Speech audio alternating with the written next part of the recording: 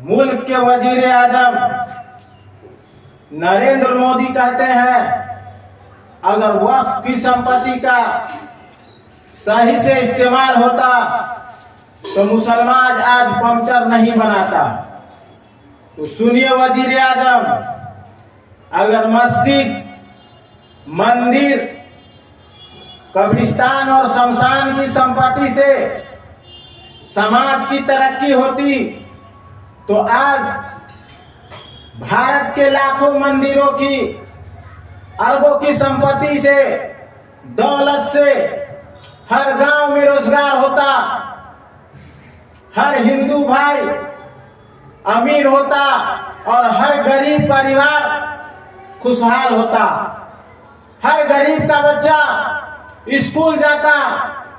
लेकिन ऐसा नहीं है। आज भी करोड़ों लोगों को 2 वक्त की खाना नसीब नहीं होती। करोड़ों बच्चों को आर्थिक तंगी की वजह से बीच में ही पढ़ाई छोड़नी पड़ती है। देश के करोड़ों नौजवान बेरोजगार भटक रहे हैं। आप मुल्क के वजीर आजम हैं। मुसलमानों की मेहनत और संघर्ष को नीचा मत दिखाइए। पंक्चर बनाना भीख मांगने से बेहतर है, इज्जत की रोटी है।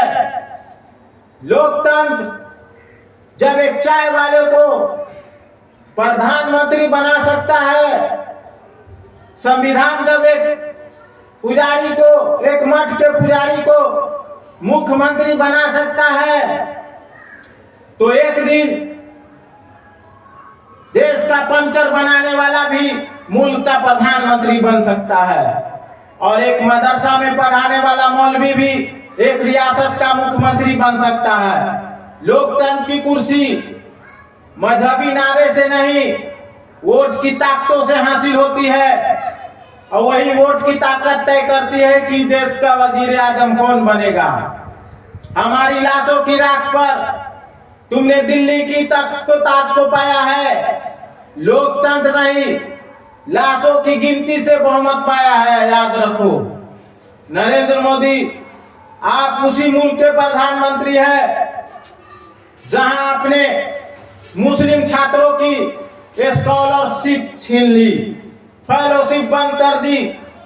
आप उसी मुल्क के प्रधानमंत्री हैं जहां हिजाब पहनने वाली बच्चियों की शिक्षा छीन ली। जामिया और अलीगढ़ में किताब पढ़ने वाले बच्चों पर आपने लाठियां चलवाई और जेलों में डाला।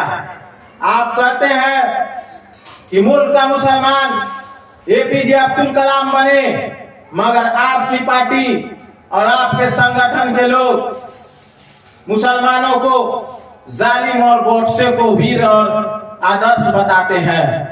यह बात हम सबको समझनी होगी। नौजवान साथियों, गांधी की मिट्टी में गांधी को गुनहगार बना दिया गया, यह बात समझने की जरूरत है।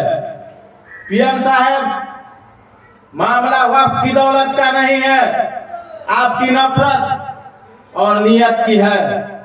आपको डर है पंक्चर वाले मुसलमानों से नहीं, आपको डर है उस मुसलमानों से जिसके हाथ में किताब है। आपको डर है उस मुसलमानों से जिसके जुबान पे सवाल है। आपको डर है उस मुस्लिम लीडर से जिसके आंखों में बराबरी और इज्जत की ख्वाब है, सपना है। आपको उस मुसलमानों से डर है। वक्फ की संपत्ति की फिक्र नहीं, सोच की गरीबी को दूर कीजिए। हम मेहनत भी करेंगे, सवाल भी पूछेंगे और हक भी छीन कर लेंगे। हम इस मुल्क के बाइज्जत शहरी है और अपना हक छीन कर लेंगे। मुल्क एक मजहब की सोच नहीं, सभी मजहबों की मोहब्बत से तरक्की करेगी, याद रखो।